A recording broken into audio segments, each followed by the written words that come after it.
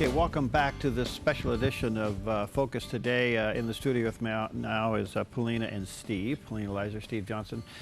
And Paulina, you know Brandi Smith. We're going to Skype her in here in just a moment. She is a native of Roseburg. She now works for a news organization in Houston, Texas. Give us a little more background.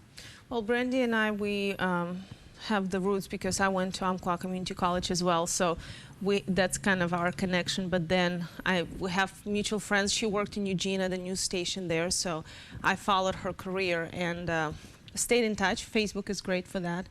And yesterday I saw that she posted, she just happened to be in the area on vacation, and she posted that she's headed to Roseburg. So we've contacted her, and she was more than willing to Skype with us and give us a little bit of an update from Roseburg. Okay. And she was at the prayer, the vigil, the candlelight vigil last night, right? Last night, yeah. Okay. All right, there's Brandi. Hi, Brandi. Hi there, good morning. Good morning. Thank you for being with us today. I understand you were able to attend the prayer vigil and the candlelight vigil last night. Try to describe that to us. I was able to attend, and it was an incredible outpouring of support. You never really know how any of these things are going to go until you show up. And I got there about an hour beforehand. There were already folks handing out candles. They basically raided all of the craft stores in town, buying up the entire supply. In many cases, those candles were donated by two folks who walked in and asked. So when I got there, you know, there was already a crowd at 7 o'clock for the vigil that started at 8. And just milling around and seeing folks, I really thought I would recognize more people having grown up there. But what was really inspiring is I didn't recognize a lot of those faces. So these were all folks who were maybe new to the area, older than I was, younger than I was, and they were all coming together because they were all impacted by this event. And we got to hear from a couple different speakers, including Governor Kate Brown, as well as the interim president of UCC and State Senator Jeff Cruz.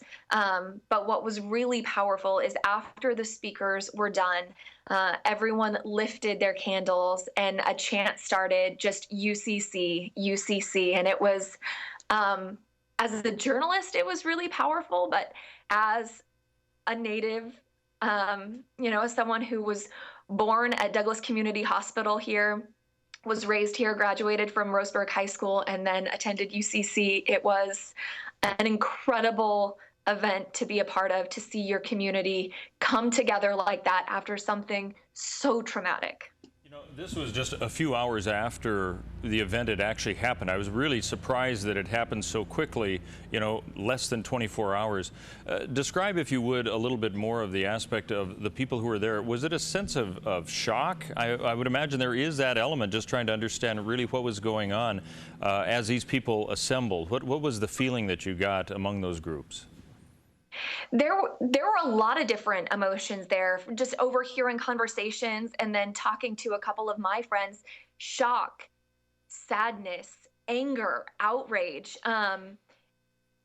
just complete disbelief that something like this could happen in our community. I mean, this is a very blue-collar, hardworking, bonded community, and we've gone through so much as a community. I mean, Roseburg was once the timber capital of the world, and in the past couple of decades, Douglas County has been hit really hard with the loss of a lot of jobs in the timber industry. But it's always been a community that banded together and lifted each other up. So you saw a lot of that last night, just words of support, encouragement, people offering free hugs. There were a lot of free hug signs, and a lot of people taking folks up on that offer. Just strangers coming together, even in a community as big or as small. I mean, there are communities much smaller than Roseburg in Oregon, and there are some much larger, but there are, what, 74,000 people in Douglas County, and to see hundreds of people come out last night was pretty powerful. Let me ask you, when these kinds of things happen, we always get the reaction from some people that they say, you know, we never thought this kind of thing would happen here. Did you notice a sense of that as well? It was like somehow Roseburg was insulated and this couldn't have happened? In a way, yes, because Roseburg's a pretty conservative area. A lot of people who believe in gun rights and gun ownership. We did have a shooting at Roseburg High School a couple years back, but that was very targeted.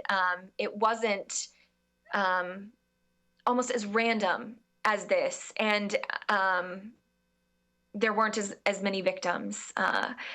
So it's definitely had a very, very different impact. I think the other issue is that this guy kind of seemed like a stranger in our community. And so to come in here and target UCC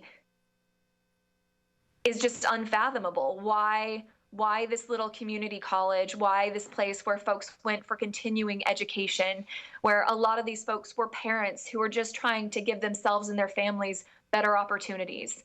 Why no place should ever be targeted, but why did he settle on this place?